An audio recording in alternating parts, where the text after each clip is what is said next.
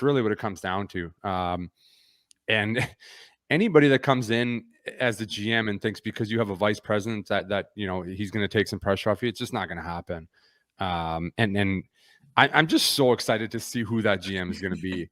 I spoke to one of the rumored people, Daniel Briere, last week. We had a couple of good laughs and stuff, and to me that would be a very interesting choice. Not a guy that I thought of originally would be in the running, but then when it came up and you look at the connections with Jeff Gorton, it's there. I think it makes a lot of sense.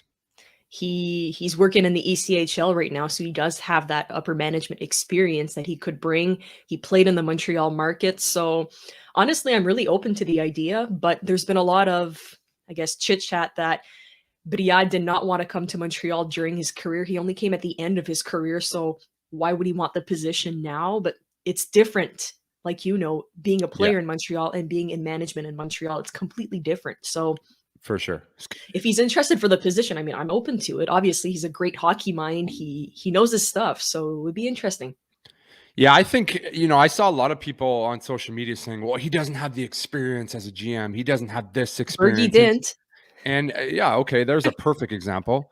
But, how are you supposed to gain experience? You're just supposed to keep recycling guys, coaches. Like we've talked about this 100 times on the show. And I'm so like, you have to bring in some new guys. The only way you get experience is by doing it. And, okay, there's a lot of really good players that have failed being GMs. But there's also a lot of like really good players that turn into incredible GMs. And I think when I look at Danny's career, he was a guy that really, really showed up in big moments. And playing with him as a teammate, he was a guy that just had a real good pulse for the room. He didn't say a lot, but when he did, it was really meaningful.